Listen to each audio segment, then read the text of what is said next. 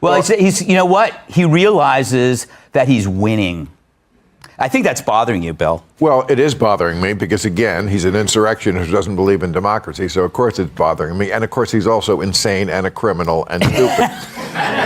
Except for that, Bill. But I got to say, that, I'll vote for him. Like, what works for him, like when that clip you just shown, I mean, look, he's almost the same age as Biden, but Biden presents as old, ancient. Yeah. That does not look old. Mm-hmm. No, it doesn't. He does not present as old. Yeah. I mean, he's like Kiss. He puts on the wig and the face paint, and it's 1976 all over again. Those were the days. Top Democrat personality Bill Maher turns on his own party by meeting up with President Donald Trump in the White House. Elon Musk is asked about DOGE stimulus checks and when we should expect them. And a viral TikToker illegal immigrant who told others to steal American homes just got deported. Now, we got a lot of important topics to talk about today. You just cannot miss out on these. And we're going to go ahead and start off with Trump-hating Bill Maher when he went to the White House. I went on Bill's show, I went on his podcast, and I said, man, you know, nothing happens if people don't break bread together and meet face to face. He's been one of the president's hardest critics, and we came to dinner, me, Bill, Dana White, and it could not have been better. Everyone was so surprised, so pleasant. The most shocking thing to me was, you know, Bill's obviously a very big liberal, been very hard on the president, but he's donated a lot of money to other politicians. You know, you've had Biden, Clinton, Obama, everybody. He had never been to the White House, and the president was so gracious. He took us up to the private residence. We saw the Gettysburg Address in the Lincoln bedroom, and I was like, you've never been here, Bill? And I was like, how about this? President Trump, you know, extending this olive branch, and we talked about things we had in common, you know, ending wokeness, you know, securing the border. Right.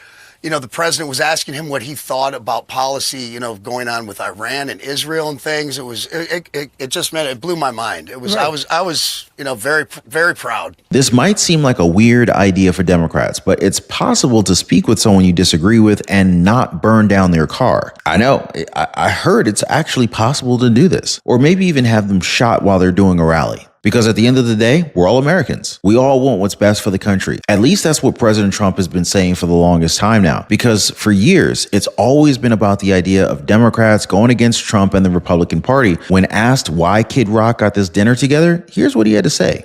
Even the presidents, I think, because the president called me late night last night, and, you know, everyone was a little suspect about going into this. And even the president kind of alerted to me a little bit like, what do you got me doing? Right. And I go, man, we're just trying to show people that, you know, even though we've been pretty hard on each other, that when you get face to face, maybe we could have a little more civility in this country and try to bring people together. That was my whole intention. You know, that was so important because so many people now are in their own little silos and they don't even talk to the people across the street because they voted for somebody else. You showed that two of the biggest, most vocal people on both sides of the aisle can break bread, have a good time, and ultimately, I'm sure you took a bunch of pictures. We did. Well, we kind of checked our phones. You know, the president put his phone on a table, and he said, everybody, you know, and the guys kind of took ours, and the White House took some pictures, which I'm sure they'll put out at some point, because I can't wait to have one of those. One highlight to this dinner is when Bill Maher handed the president a list of insults that he's thrown at Bill throughout the years, a list that the president signed for him. How's that for a gesture of humor, right? And what Democrats fear here is that Bill Maher may come out and say that President Trump isn't as awful as the left paints him to be. Wouldn't that be crazy if Bill Maher actually said that? This possibility has hardline liberals across the party a little bit anxious because their entire narrative has been influenced by the idea that the president is not someone you want to work with. Now, for a top Democrat to talk to him and find him civil is already going against the idea of their entire party. Now, we're going to have to wait and see what Bill Maher has to say after this meeting, although Kid Rock has already predicted that he will probably have some nice things to say about this, but not nice enough to expect Bill Maher to be wearing a MAGA hat the next time we see him. Hey, by the way, guys, you've got to check out the Inner Circle. This is where our true supporters get exclusive access to content that I just can't share here, completely commercial free. It's also the best way to keep this channel going strong. So if you want to be a part of something special, join us over there. Links in the description or in the pinned comment down below. Now, moving on, guys, DOGE has been on a mission to expose fraud and waste within the federal government. Just recently, they were able to find millions of illegal immigrants who were supposedly receiving Social Security benefits, all done under the Biden-Harris administration, which means that possible money could have gone to American taxpayers, were then diverted to illegals. Elon Musk was also asked about the DOGE dividend stimulus checks that he says will provide at least $5,000 per taxpayer. In his visit to Wisconsin, the billionaire was asked about when we should expect these DOGE dividend stimulus checks to come in. Well, here's what Elon Musk had to say about that. I'm sure I'm not the only one who's wondering, but we know that DOGE has found quite a bit of money, and we would like to see some of that returned to the American people. Do you have any information on when DOGE checks would be written or sent out? Sure. Well, I guess we need to be successful at scale. We've made a lot of progress, but there's still a tremendous amount of work to do. Effectively, as government spending is made more efficient and spending is reduced, the tax by inflation is reduced. So one way or another, you will effectively be better off if resources in the United States are not wasted. And it's somewhat up to the Congress and maybe the president to as to whether specific checks are cut. But whether a check is cut or not, if you reduce wasteful spending, the economy is going to be better off. People will do more useful jobs than before. The total output of goods and services will increase, and then the average standard of living will increase. So that's yeah.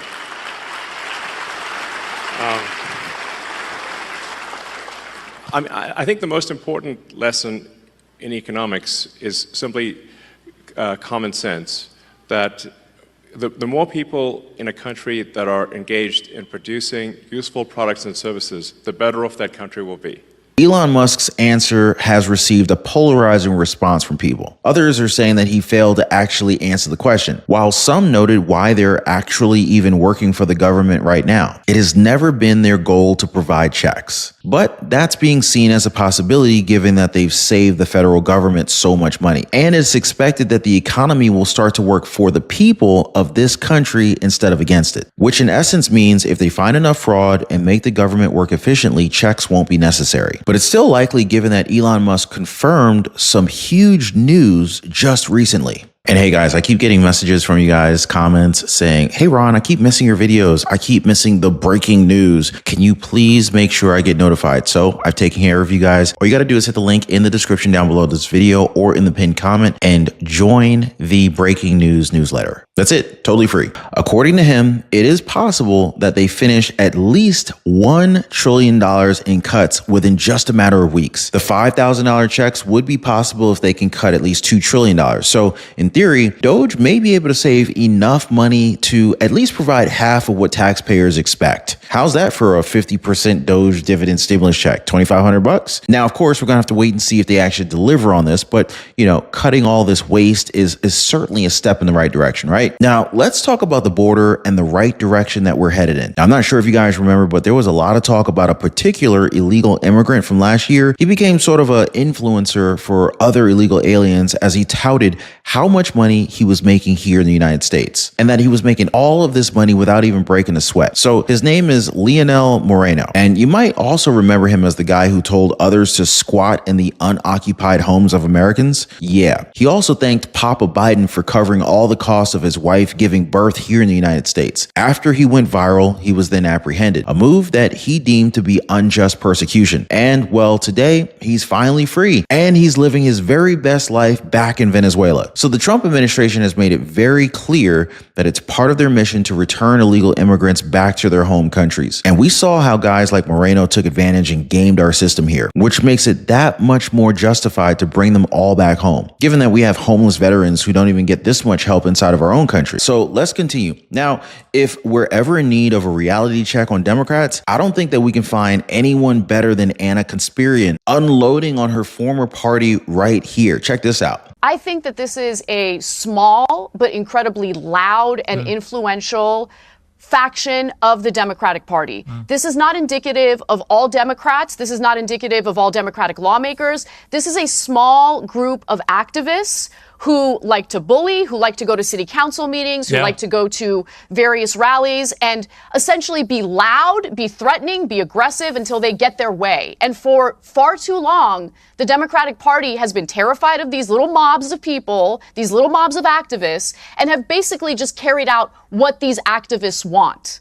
And I just think that they need to be a little smarter than falling prey to the whims of various activist groups, because they are not representative of the majority of Americans. The majority of Americans, especially in a state like California, want homeless people to be housed, but they also understand that this issue is far more complicated than the housing first policy of throwing anyone who doesn't have a home into an apartment, right? Because the fact of the matter is we have severe mental health issues out on our streets right now, people who are struggling with severe drug addiction. Some of these people actually do have families to go to or homes to go to. They need a different type of service. They need rehabilitation, not harm reduction, where we're just passing out needles and crack pipes thinking that it's going to solve the problem. It has not solved the problem. It has made the lives of these individuals struggling on the streets far worse, and it has also made the lives of hardworking, tax-paying Americans in states like California a lot worse. When I look at my life right now and I ask myself,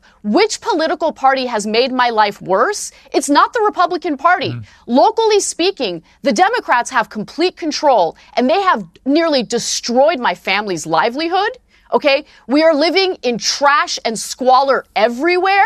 And unless the Democratic Party actually acknowledge these issues and solve these issues, rather than stealing our taxpayer money and funneling it to their nonprofit friends, they keep doing this, they're going to keep losing. And I'm going to keep speaking out against them. I don't care how much they hate Trump. I don't care how naughty the Republicans are being. Right now, the people having a negative impact on my life is the Democratic Party, and they need to change their ways. When we say we want to change the status quo, it doesn't mean we want to live in anarchy. It doesn't mean that we want to have $24 billion of our taxpayer money in California stolen by these nonprofits. It means that we want working people to be rewarded for their hard work. We want affordable housing. We want better working conditions, higher wages, better health care. These are things that Democrats used to purport to want to do. They don't do any of it anymore. And so I'm done with them until they change their ways. Yeah.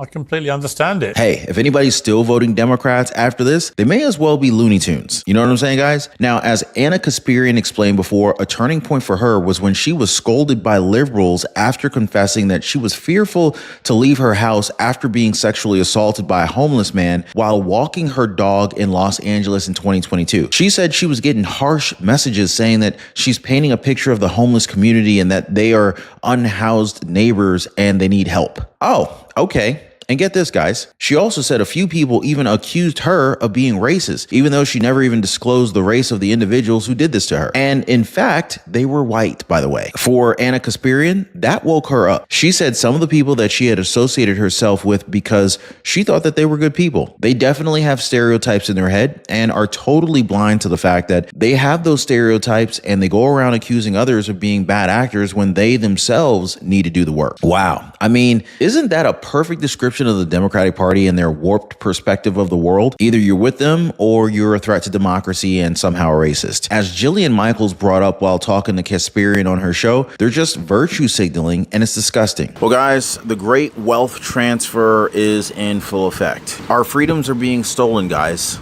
Credit card companies are out to get us. And if you don't understand the game, well, you end up getting played by the game. Now, if you're anything like me, guys, you know, you were probably out of shape, maybe in debt, living paycheck to paycheck, and just feeling like the system is just completely taking advantage of you. I remember for a long time, I could rarely ever get any time to spend with my wife. And through trial and error and through a lot of pain, I figured out how to gain freedom and also lose a lot of weight and actually get in shape. And guys, I'm gonna be honest with you, that was a game changer. To no longer be living paycheck to paycheck, figuring out how to get the credit cards to pay me, the power of a strong credit score. I pay thousands of dollars less per year for the same house as my neighbor just because my credit is better than his is. And this is not to brag. I mean, but this is the truth. The banks are literally taking advantage of the poor. It's like the people who can least afford it, they're charging the poor what is like unofficially called a poor tax or a tax on the poor. I mean, I'm now at a point where, number one, I don't pay for credit cards. In fact, credit card companies pay me to use their cards. And I figured out how to build a lifestyle that is just ultimately very, very healthy. I lost a tremendous amount of weight and I put on a lot of muscle. But when I was struggling, I wish I knew people who knew these things. So anyway, I decided to create a community of like-minded people who are also interested, just like me, in living better. So if you guys want to join my community, it's called the Liberty Pursuit Network. It is brand new. Come on over. I'd love to have you guys and join like-minded people. Be positively motivated by others who are also on the same pursuit. So I'm going to leave a link for you guys so you can join me over on the Life Pursuit Network in the description down below this video. So check it out, guys, and let's not be a victim of this great wealth transfer that is taking place right now. You know what Kasparian said when she heard about the possibility of Kamala Harris becoming governor of California, right? She's going to move, which again perfectly encapsulates what's happening in blue states and cities. People just can't wait to get out of there. Just listen to Stephen Moore talk about this Dem city meltdown that's happening right now. Here, watch this. New op-ed out, and it's titled "Blue State Dysphoria: Soak the Rich Policies Have Incited a Meltdown in Democrat-Run Areas." I believe you've got the number. So you tell us, how many people left Illinois, New York, and California in the last 10 years? I think you've got the absolute number, right? What is it? Yeah, it's close to 5 million people. If you add New Jersey, which is the fourth big blue state, it's about 5 million people. This is one of the biggest mass migrations in American history. If you look at, for example, the states that gained the most population over the last 10 years, you're talking about obviously Florida, Texas, South Carolina, North Carolina, Georgia. Those states, the Southeast now has a larger GDP, total combined economic output, than the Northeast. That's the first time that's ever happened in American history. So what's happening is not just a migration of people to these low tax states, but also a migration of business activity, capital investment. Look, the South is where it's at right now. And what is the response by the blue states? They keep raising their tax rates. California just adopted a new tax increase. Their top rate, you know what it is today, Stuart, in California? Tell me. 14.4%. You can move to Florida and Texas and pay zero. This is a no-brainer. But Steve, is it just taxes? Or is it people wanting to move to a good business climate, a climate of expansion? Yeah, good point, Stuart. So, yeah, it's the latter. It's not just taxes. For example, these states that are growing rapidly are right-to-work states. They basically say, look, they have unions, but you have, as a worker, the opportunity to join the union or not join the union. You can't be forced to. They have lighter regulation, better policies across the board, a pro-business atmosphere. And the point of my article today is the blue states don't get it, Stuart. They keep raising their tax rates. My home state of Illinois. You look at what's happening in Maryland, and a bunch of other blue states. They continue to kind of soak the rich, and all that does is lead more people to leave. They're taking their jobs with them.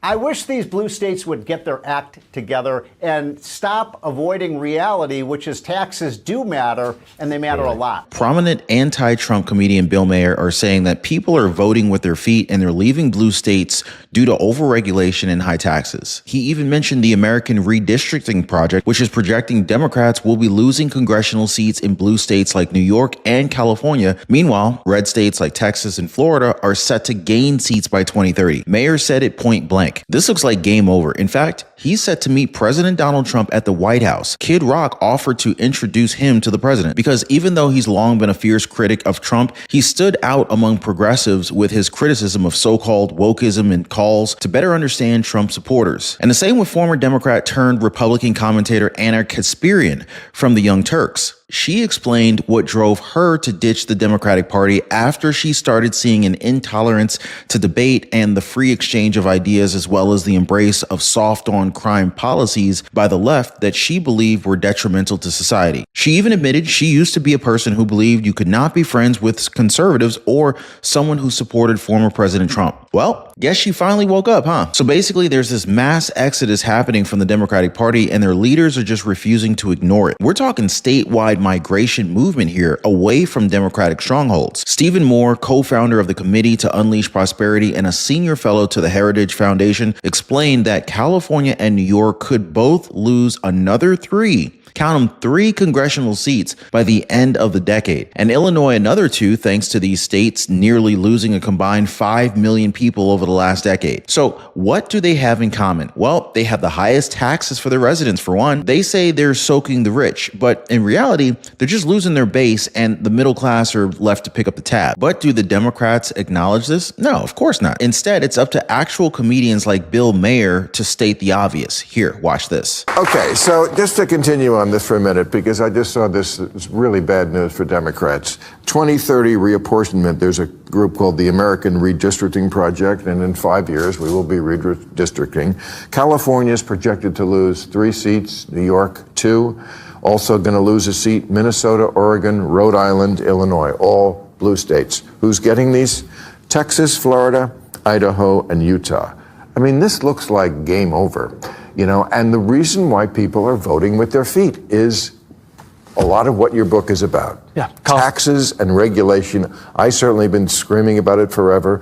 I did 3 years with a sign here that said, how long is it going to take me to get my solar hooked up? 3 years. Talking about it on television in this state. You couldn't do it. This state has almost 400,000 regulations. I just put in a new roof because the fire, I thought, oh, let's get a roof that's not going to burn up. 2 inspections. Why are you inspecting my roof? It's my fucking roof. If it falls on me, that's my problem. And we're taxed more than any other state. People are leaving these kind of states for places where they're not, they feel the heavy breath of government on them. It's not that hard for Democrats to understand this, but they seem to be incapable of doing anything about it. Now, I want to say these people better not be leaving their blue states for a red one if they intend to vote left. We don't need that kind of mentality polluting our red states. You know what I mean, guys? And it sounds to me like he agrees with Stephen Moore. The reason why people are voting with their feet is a lot about taxes and regulation. He said voters are leaving highly taxed states like California for states that they don't feel the heavy breath of government on them. I don't want to feel government's breath on me either. He also calls out his own party, saying that it's not that hard for Democrats to understand this, but they just don't. They seem to be incapable of doing anything about it. Now, earlier in the show, Bill Maher cited an NBC poll released earlier this month that saw the Democratic Party hitting a new low in favorability. Now, according to the survey, only 37% of Democrats have a favorable view of their party. Among independents, just 11% had a favorable view. For Bill Maher, he's never seen one this bad, and he thinks that it's pretty much game over for the party. Now, this is probably why he's planning to meet President Donald Trump at the White House, to kiss the ring and try to salvage whatever he can of his career. Kind of like I said earlier, Kid Rock offered to introduce him to the president, so now they're going to do that. He's also predicted liberals on the left will be angry about meeting with Trump, but he didn't even care. He said that there will be lots of people on the left who will be like, how dare you talk to that man? It's like, F you, I'm not playing this game that you mean girls play. Oh, you know what? You can't sit at my lunch table because I'm just not talking to you. Not talking to you? You lost the election. Who the F do you think you have to talk to? And as he pointed out, it's one thing if you win it. It's another thing if you lose it. So yeah, guys, Bill Maher coming to a red state near you. I just hope that he doesn't bring any of that wokeness to the red states. You know what I mean? Now, I hope you guys still have some time because I have another top Democrat supporter who's essentially switched sides. President Trump just can't stop winning, and he's doing it with all of these tariffs too. Now, I covered this in a previous live stream where American jobs are said to be saved because of the president's decision. So anyway, make sure you guys check that out. As always, appreciate your time. Thanks for hitting the like button and subscribing. We'll see you next time.